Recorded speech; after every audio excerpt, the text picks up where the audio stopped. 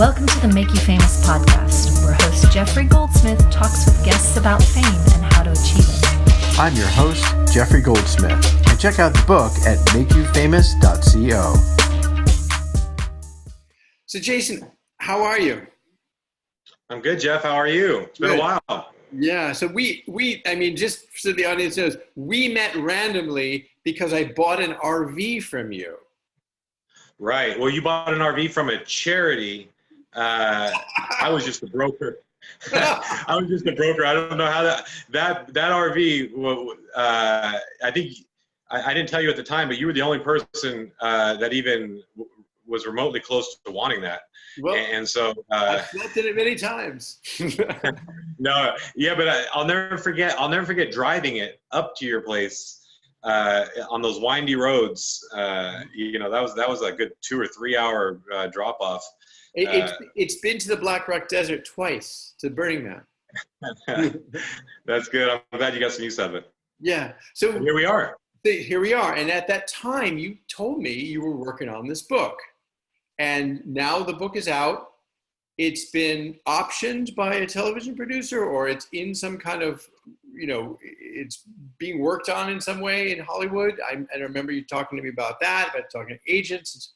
So give me the arc of, like, how did you get the book done? Let's start with that. Like, you had this idea, you had been through an addiction crisis, and you felt like there was a book in that, and then you wrote it. Right. Well, so what's interesting is the book, the idea for the book came well after I started writing. The writing sort of began as sort of a cathartic exercise and self-healing. But people, for whatever reason, they enjoyed reading it. And so the very first chapter in the book is a chapter where I find my uncle, or it's about my uncle Mark. Right, I remember. And that was and I actually wrote that. So I wrote that across probably 15 or 20 different Starbucks in Northern California, because I didn't have anything else to do when I got out of rehab. I didn't have a job. I didn't have. I was starting over at 33, right. And so the one thing I would go to a lot of meetings, a lot of 12-step meetings, and at the time they were very beneficial and very helpful, but they were also spaced out. And so a meeting might go from 12 to 1, and there wasn't another meeting until 6 or 7, meaning I had 5 or 6 hours to kill. And so I would go to the Starbucks and I would just write. And somehow, or for some reason, people enjoyed reading it, which was a surprise to me. And I remember when I started posting on Medium, I remember seeing that 10 people read my story, and I thought that was the coolest. Like, I thought that was the coolest thing ever. Like, 10 people right. from this planet took the time to read it, and then so I kept writing. But the other thing that's kind of interesting is I didn't write the book in order, because I didn't start it as a book. Right. And as early on, I didn't have any formal training in writing, so it was much easier for me to write short stories than it was to sort of put together a long story. Right. And so really, if you were to break my book down and analyze it, it's a collection of short stories threaded together over this conversation, sort of that acts as a narration. And so I was probably about, I would say, 5 or 6 stories in before I got contacted by a publisher, and they said, hey, would you be interested in doing a memoir? I remember this. I mean, that's around the time I met you, and yeah. I remember reading a couple of the stories. Now I've read the whole book. I found particularly amusing, in a dark humor kind of way, the trip from Italy to Paris. Wow, dude. Yeah, that was pretty rough. I mean, anyone out there who's watching this book is worth reading. It's, and it's so timely because of the opioid epidemic. Right. Right. I mean, right. Yeah. Well, and what's interesting is when I wrote that book, fentanyl, I really had to describe what fentanyl was because nobody had heard of it. Right. It wasn't a drug. Prince hadn't overdosed on it yet. It wasn't being cut into the heroin that's killing people across the country yet. Wow. And so in that sense, the book was timely in that it was there in its relevance. Right. I can remember. I think you and I had a discussion. In fact, at one point, I remember you asking me, "Well, what?"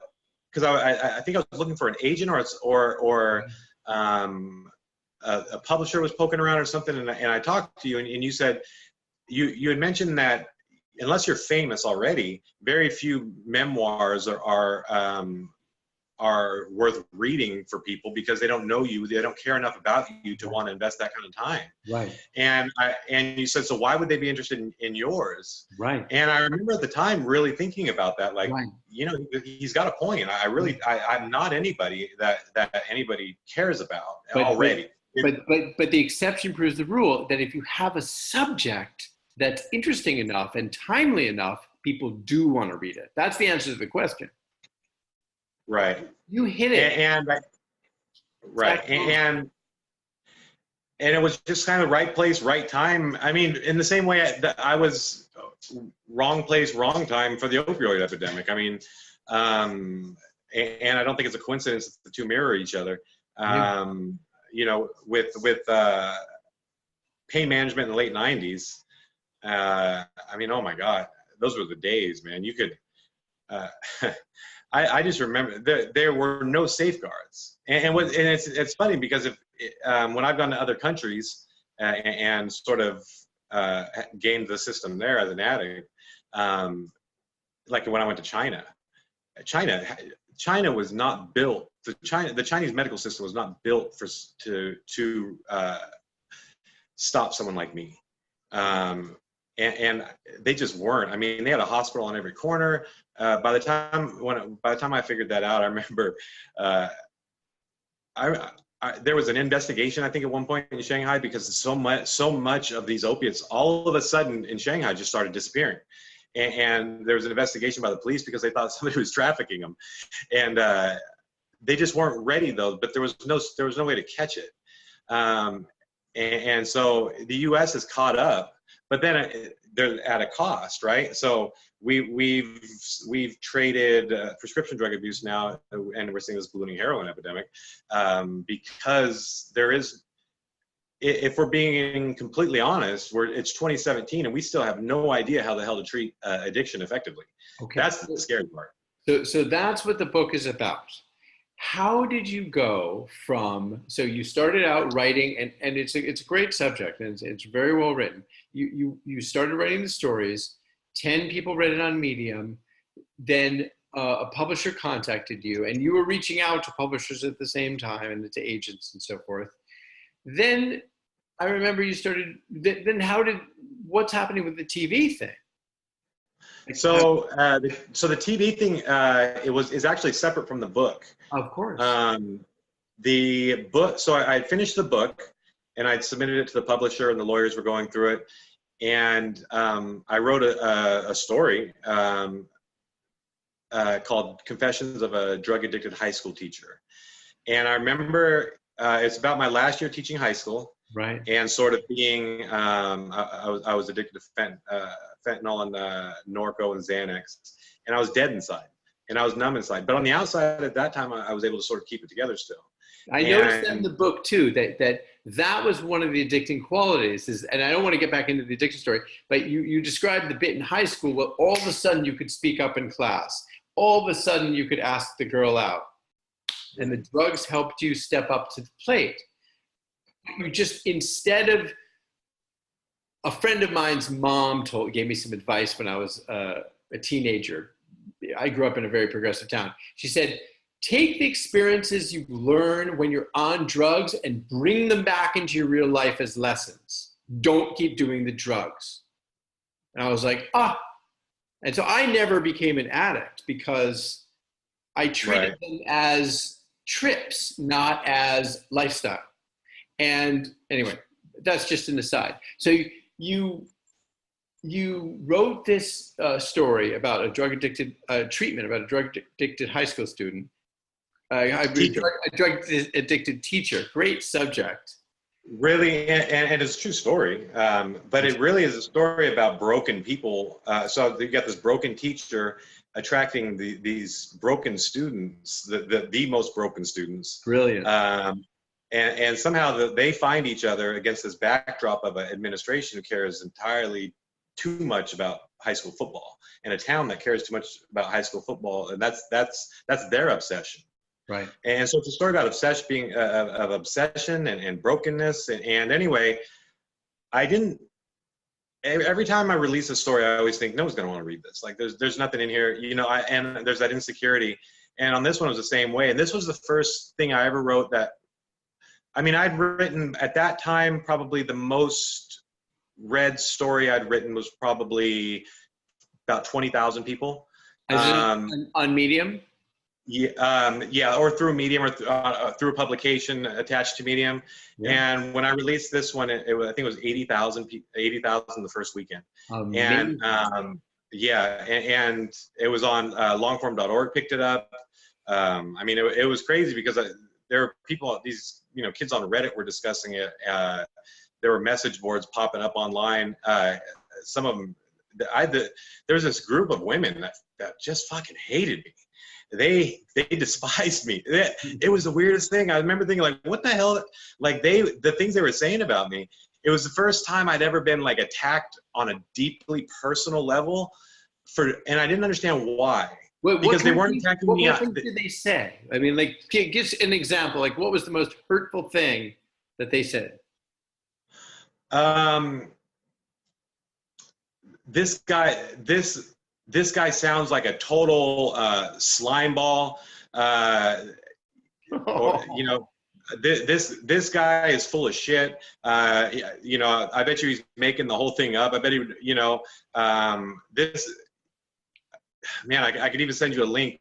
But a lot of it was like personal stuff. Like I bet his mom's really ashamed of him for all this stuff. And the link will be down there below the description of this video. Yeah, but I remember thinking like,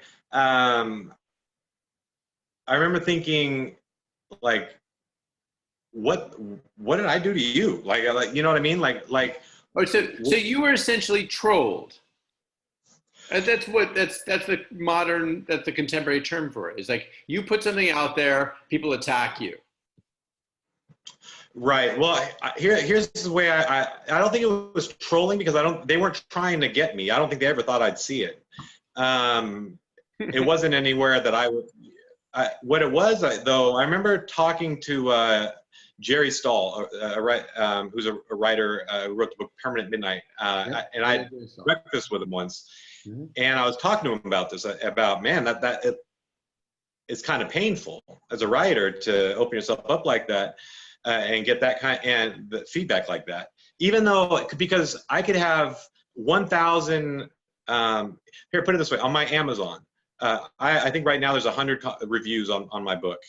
87 of them or 88 of them are 5-star, which is amazing. I'm focused on that one asshole who gave me a 2-star. Right. I'm not even.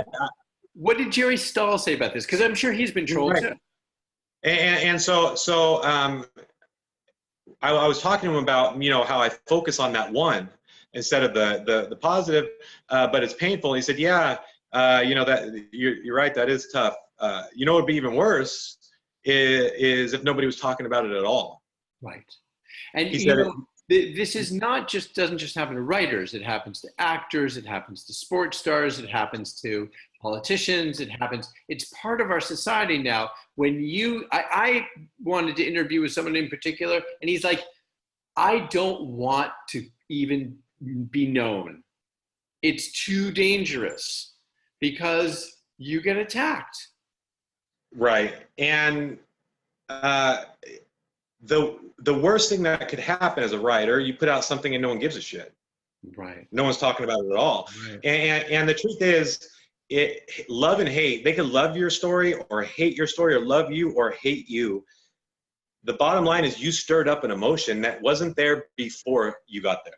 Right. And that's what you can't lose sight of is you stirred up something in them and force them to confront something that might have been uncomfortable. And most of the time, the way they respond is they lash out at you personally. And that's okay. The worst, like he said, the worst thing would be if you wrote it and it didn't stir up anything. So this is great. Yeah, so I always try to remember that. I always try to keep that in mind. Having said that, it is a weird time because we live in a time where people's lives can be destroyed.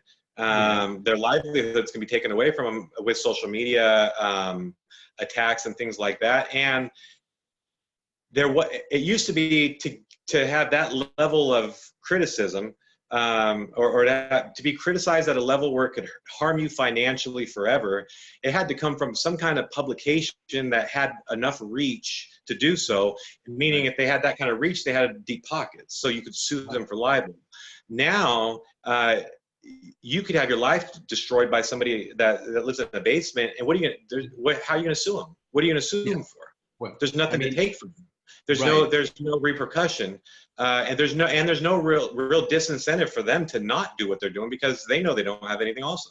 Well, but we've become accepting of the slander. So it's like there's this constant drone of it happening now. It's not like you should be surprised, or anything you put out, you're going to get people attacking it. It's right, which is fine for me as a writer. I don't mind. There really is no bad. There's no bad press if you're a writer, right? I could go. People think that I'm like a recovery or a clean writer. I could go out and relapse today, and I'll probably sell more books. You know. Sure. Well, it was P.T. Barnum. P.T. Barnum coined the "no press is bad press." But unless you're like a high school principal who gets accused of some kind of sexual crime that's false online, that person cannot bounce back from that. Well, that's hold on. I beg to differ. Mayor Ford in Toronto, he garnered a worldwide reputation. He ended up winning again, but he ended up dying of cancer. Right. So I don't agree. I think that addiction, Robert Downey Jr. Right, but what I'm saying is a business owner, a school principal, a guy who owns a manager at a coffee shop, or that is susceptible to those kinds of attacks. There is no positive that's going to come from that. Actually, I disagree. I think that it's possible to spin that and to spin is too negative. It's possible to manage that into a positive, no matter what happens. It's very interesting that the interview has gone this way, but no matter, as a marketing guy, you can come up with a way of working on that. This is called crisis management in the public relations business. How do you deal with this crisis? A lot of smart people that, if you're a coffee shop owner and you get busted for blah, blah, blah, which is super heinous, it's possible for you to come back and write a story about it. Get it off in Hollywood. Right. And that was something, what's interesting is that was something I was, hey Jeff, can I bounce to this other one and then come back to you? Yes. I'm getting paged. I want to continue this. I like this. Okay. I'll put a pause. So I'm recording again. We're back. So we were talking about bad spin and taking it well, and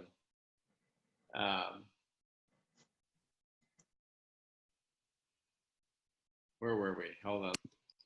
Yeah, you can spin anything to your advantage. We're back recording again, and look at the subject matter that you've written about. You're unabashedly admitting that you were. And William Burroughs did this as well. He published a book called Junkie 50 years ago, and was an unabashed heroin addict, and he ended up having a literary career that spanned many years.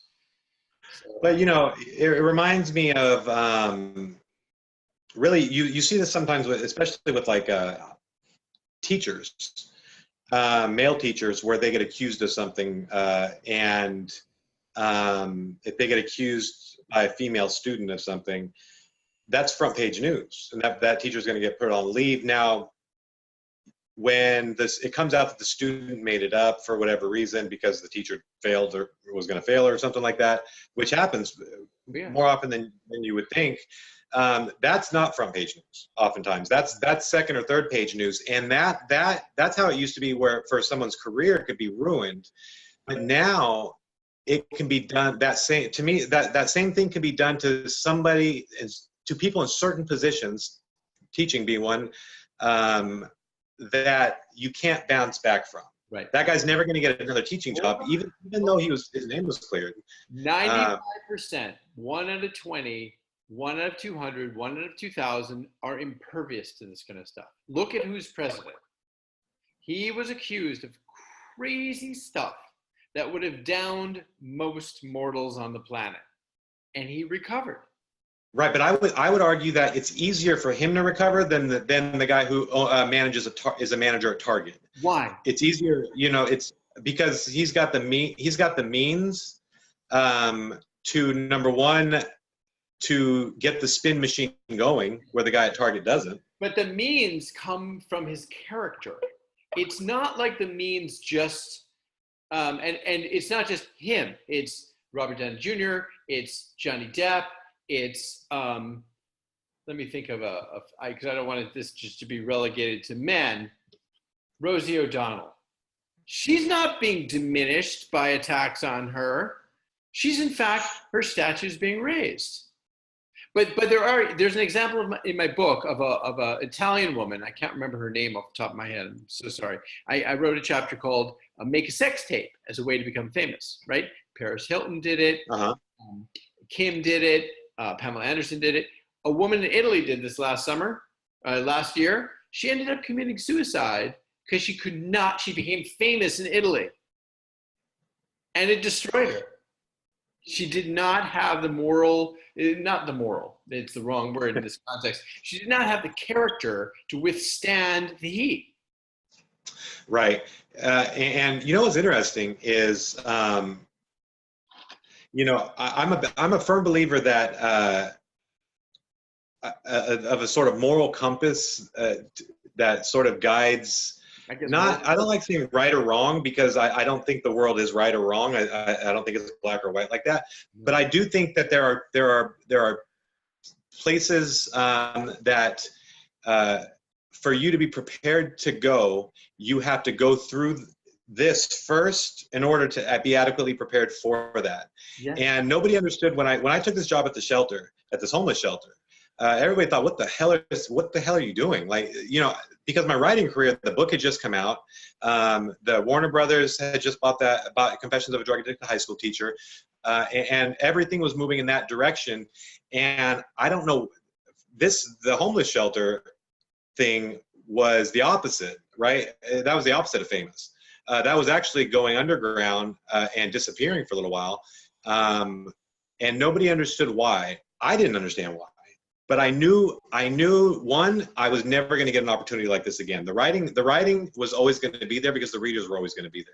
Right. This opportunity, when else am I going to get a guy like me with I had no experience with anything homeless in terms of homeless services. When would a guy like me get a chance to run a homeless shelter and really have a carte blanche to get creative? And I didn't know what it was at the time, but I knew there was something in that experience that I was going to need for whatever came next. And the one thing I developed more than anything at that job was thick skin and the ability to be attacked and not really give a shit, because the people who are attacking you on the grand scale of things, nobody's going to read that, But what's interesting is when I first started, 1,000 people on a Facebook page, that was important. Like, oh my God, 1,000 people just saw that and it's not true. I got to correct it. And now it's like, you realize you have to stay above them. You have to stay above people like that. Well, and what they say, it doesn't matter, because if it's not true, it doesn't matter. And if it is true, like you said, there's a way to spin it to your advantage, or to at the very least gain something from it. It doesn't have to be. It might not be a net gain in the end, but it's not going to be a huge loss. And I left that job able to withstand a public, anything that was said about me publicly. I didn't feel the need to respond. I didn't feel the need to have to jump in and say, hey, that's not true, or hey, let's correct this, because no, I don't care I don't really care what they say, because when things aren't true, it tends to disappear. And now moving forward in my career, that's going to be very beneficial. That's going to be very beneficial. Buddha's number one disciple was a murderer. He bounced back from murdering people to becoming this mythic disciple of Buddha. I mean, there's a lesson in that for all of us. We can all be, we can murderers? all turn it around. Yeah. Oh, I thought you were going to say murderers.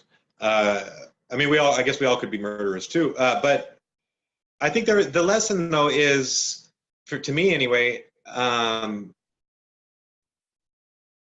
we have greater control. You see my dog back there? It must be weird looking because the dog's black and the couch is black. So it looks like my couch is moving. He washed his hands. You probably can hear it on the tape, whatever. That's Johnny Cash. That's his name. When we have greater control over who we are and how we're perceived than we realize. I think that's even when somebody else tries to take control of it, we still have control over our reaction to it. And that's really what's going to matter. Okay. Right? Yeah, I think so. I mean, so if somebody, and this has happened to me because, like I said, the shelter was politically, it was a toxic thing because there was it was a mess in terms of. So I don't know this part of the story. I mean, was this recent? This was a job you took? Yeah. Oh, yeah. So the shelter when it opened sort of. It opened a mile away from schools and teachers and daycares and churches, and it was really not the right location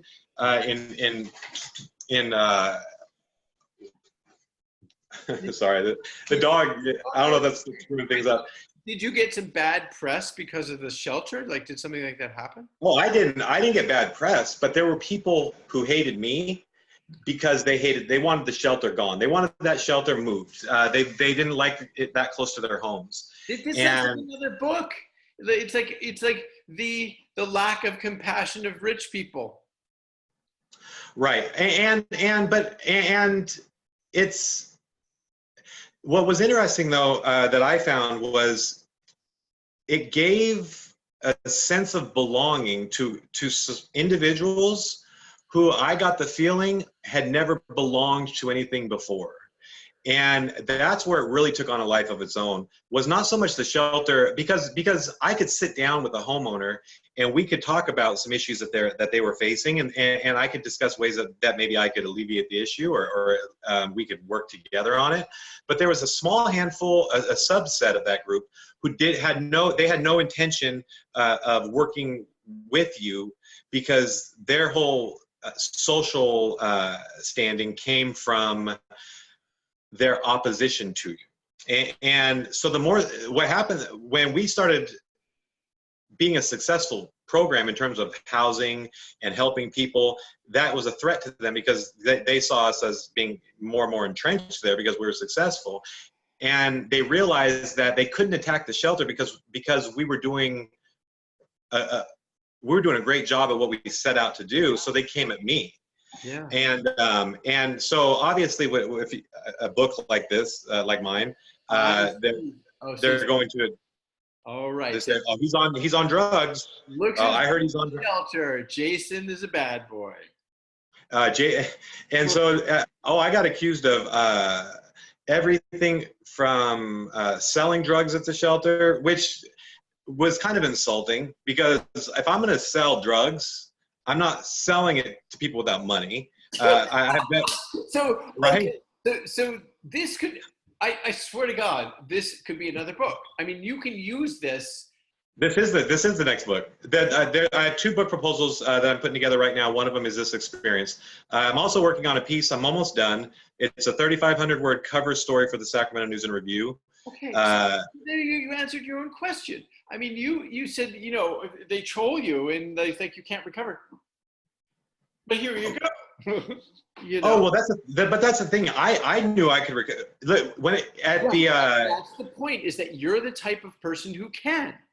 Right, because I lived in a life where I was constantly taking chaos, controlling it, and funneling it into in some way that it would like if there's going to be chaos, I might as well make it work to my advantage. I'm not sure I agree with that. I'm not sure I agree. I think there's something else, Jason. I think there's a kind of clarity and imperviousness that you have, that I have too, quite frankly, that allows you to just keep going despite the criticism. You allow yourself. It's like when you know this whole thing about agents. You don't need an agent to succeed as a writer. You don't need an agent. You don't need a publisher. You don't even need an audience. You don't need anything. You just need to do what you did, which is write the stuff, put it out there, see what happens.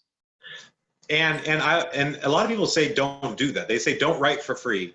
And to me, they say they'd say you need to value your writing more than that. And I always said I don't determine the value. That's not for me to determine. The value is going to be determined by the readers. If they find it, however many of them like it will determine its value. I don't. But disassociate this even from writing. It's like what Robin Williams did is when he went to New York to go to Juilliard, from Marin County, he didn't have the money to live in New York. So he went out on the street and did mime stuff. And that mime stuff ended up informing Mork and Mindy. He wouldn't have been Nanu so effectively if he hadn't done that. And Rod Stewart played harmonica on the street. Jewel drove around in a van and did cafe gigs. It's not like, a lot of people think that you calculate. You do this step and that step and this step and that step. For some people that works. In general, I'm giving the advice to young people during this interview, but you just get out and you do it, and it all works out if you have talent. If you have talent and a willingness to not expect an immediate return. I think that was, so when you see, I think that's one of the casualties of the American Idol, America's Got Talent, The Voice, is there's this sort of assumption that that's how you make it, right? All I got to do is get in front of whatever the hell his name is from Maroon 5. If I could just find him and sing in front of him, right? There are people right now that think that that's all they got to do because they got all the talent they need. They just got to find Gwen Stefani wherever she's at and sing in front. Like they think that's how this works. That it's just going to happen overnight. Yeah, Gwen, that Boo the Pomeranian, I forget who, I wrote about this in my book, but I think it was Rihanna or Kim or somebody said, oh my God, this dog is the cutest in the world. And that dog became this phenomenon. And so that does the lottery. You do get a golden ticket sometimes. But sometimes. Yeah, look, I haven't told you what my plan is. So I published this book about this called This Book Can Make You Famous, right? Mm-hmm. I'm going to make myself famous for 5 minutes, sell some books. I'm starting to work on a novel, a funny novel. Uh-huh. I'll tell you about it offline. But, I'm becoming a writer again. And I did this when I was younger. And then I took 20 years off to raise 2 kids. And now I'm getting back into it. And I've gotten press about myself randomly when I did Cafe Haiku 10 years ago. by carpet bombing the media with postcards and stuff, and I made the cover of the Chicago Tribune. It's a force of will, and who cares what people say about you? You know? And you're right. There's no formula. There are people that get that golden ticket. Yeah. There are people who, you look at Justin Bieber and Usher or whatever, that whole thing, and that was his big break. No, other people are going to spend. It wasn't. There was something before that. Justin Bieber's mom shot his videos. They're awesome. Is for Usher. Right. But there are also, for every Justin Bieber, there's 100 people who are going to spend 20 years, 30 years playing small clubs. Yeah. But they're always thinking their big breaks right around the corner. Yeah. Sometimes, and then, so I think you have, for the overnight sensations to the ones who play clubs until they die and never make it, and everybody in between, every single one of them is going to have a different journey. Yes. And when you talked about, you had mentioned sort of my willingness to just put my head down and keep going. Yeah. That also my ability to do that comes from my willingness to also admit when I'm wrong. Yeah. And admit when something, in other words, I don't have to be right. I'm willing to be, I'm willing to correct my course. I'm willing to take my bumps and learn my lesson and keep going. And I think those two things have to go hand in hand. Because if you just go straight ahead and you have to be right and you're just going to keep going and who cares what everybody's saying, I think that could be dangerous too. I think that could be detrimental, in terms of you never get better. So I do think there's an element where you do have to listen, but you have to know when to listen and when to not listen. Yeah, if that makes sense. And when to say something and what to say, and it's instinctual, and you either have a sense of what's going to work or you don't, a sort of instinct for these things. I mean, talking about Donald Trump, I mean, he knows, Bill Clinton called Donald Trump a master brander. And he is. He knows how to play the media game. And it's amazing. So Donald Trump's a great example, I think, of, and the Trump supporters, his base are examples of where I feel people are not doing justice to what's really going on here.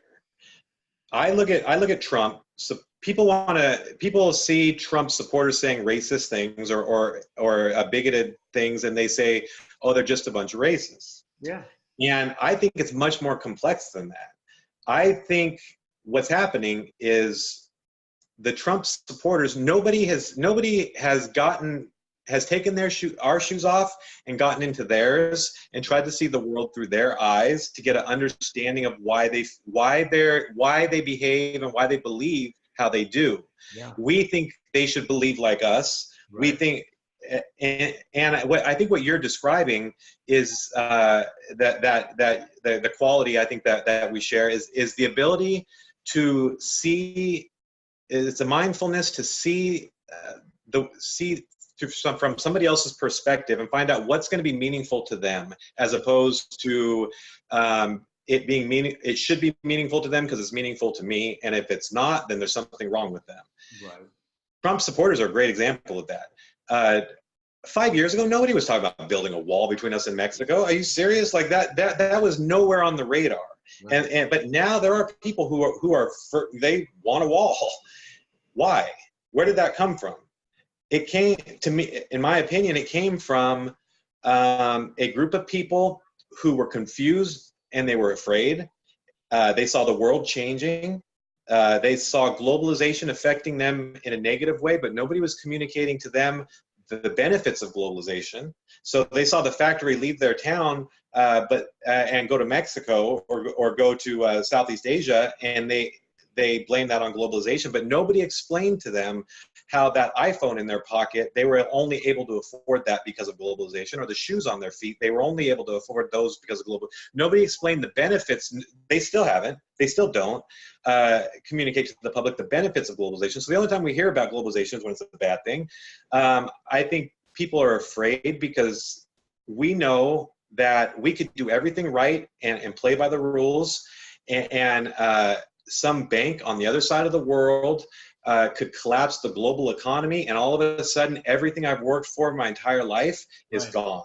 Right. And that's a sense of helplessness. It's this helpless feeling to know that we are really not in control of our own destiny. Right. And I think that fear of a changing world that we don't understand, Trump went in and gave them a scapegoat. They gave them somebody to blame and somebody to target. Had Hillary Clinton or had the Democratic Party beat him to it, this never would have happened. Yeah. But this is a group of people who nobody went and just talked to. Nobody went and explained these things to. So you leave a vacuum of information that somebody like Trump fills with build a wall and blame the Mexicans, and all of a sudden now you've got former factory workers in Ohio who want to build a wall between California and Mexico. They're not a border state. Why? They care so much about who's coming into our state. Right. But it's a scapegoat that purportedly would solve their problem, but really won't. Right. I guess. But Trump was able to do that because he was able to understand what he could do to control them with fear, to take their fear that was already there and use that fear and funnel it into power, turn it into power for him. Let's pause. I get it. We're a little off track. I want to ask you one. We have a track? You didn't tell me about that. We're supposed to have a track on this. So, do you have any advice for young people? Not just for writers. A writer, an actor, a painter, a musician, an entrepreneur, someone who plays sports, someone who outfits cars in a really, modifies cars in a really cool way, someone who skateboards, someone who designs swimwear. Yes. What do? You have this dream, and you have nothing else. Mm-hmm. What the hell do you do? I have advice, but I want to hear your opinion, because you kind of did that. You started with nothing, in a way. My advice would be the same as I've had kids, high school students, for example, who were writers. They would write me and say, "Do you have any advice for a young writer?" And my advice for everybody you just described would be the same as this. I told them, quit writing, close your computer, and go live. Go experience the world, go experience different cultures, go experience as many things as you can, go do what your parents said you shouldn't, go get into a little bit of trouble, not big trouble, but not probation, not parole, right? Fines, not restitution, but push your boundaries and test your limits and find out how other people live. There he is. There's Johnny. Go find out how other people live in other parts of the world, or in other parts of the state, or in other parts of the country, because no matter what you do, you are going to at some point need to be able to understand how culture influences people's behaviors, whether it be their buying patterns, whether it be what they buy or what they purchase, or how they purchase things. Culture is so important. I remember when I was 19, I went and I lived in Florence, and I'd never traveled. I'd never done any travel. To me, Paris was New York City with an Eiffel Tower. Right? And New York City was basically Sacramento, just bigger.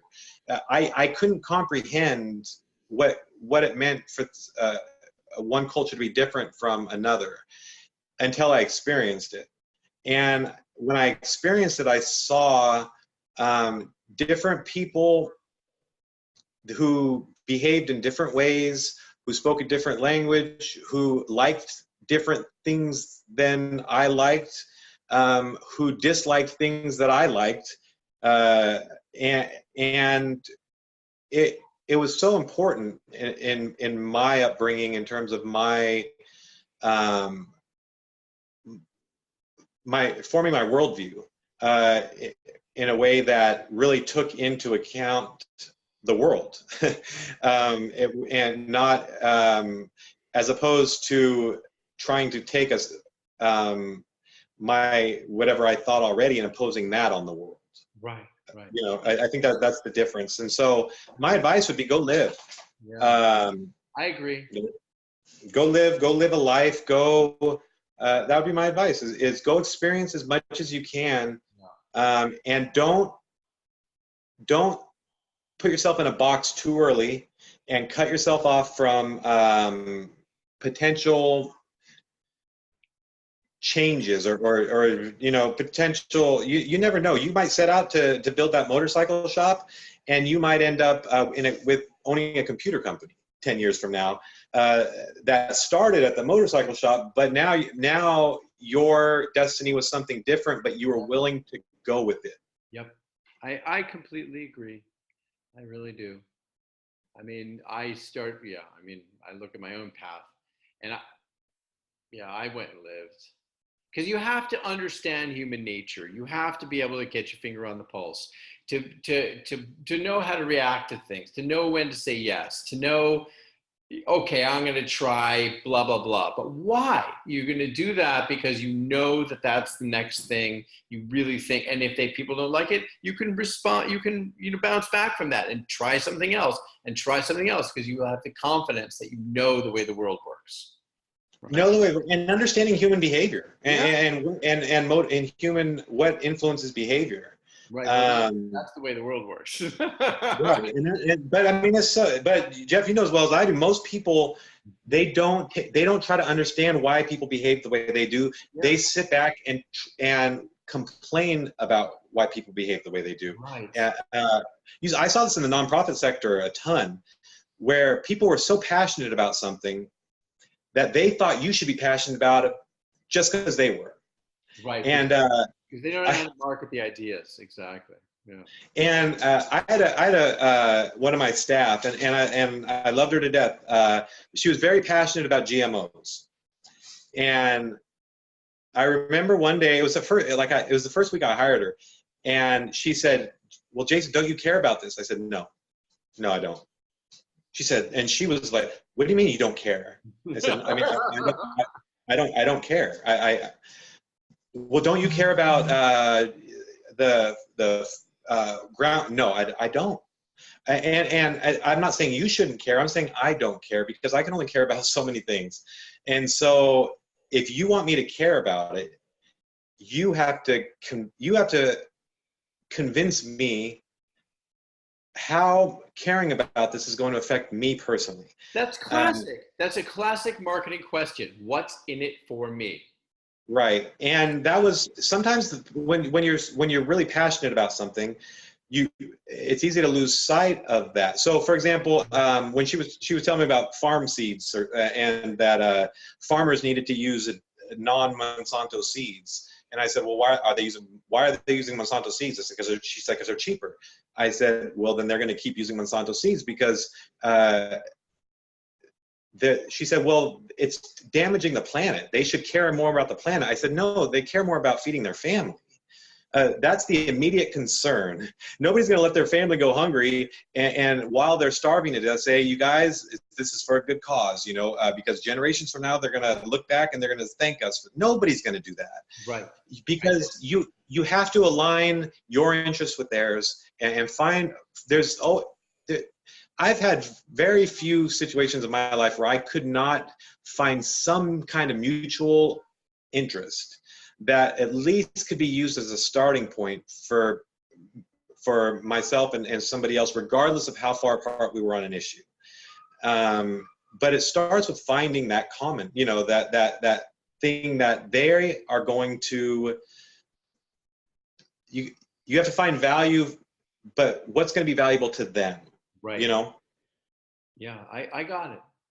Well, look, Yeah. this has been a really interesting interview, and I think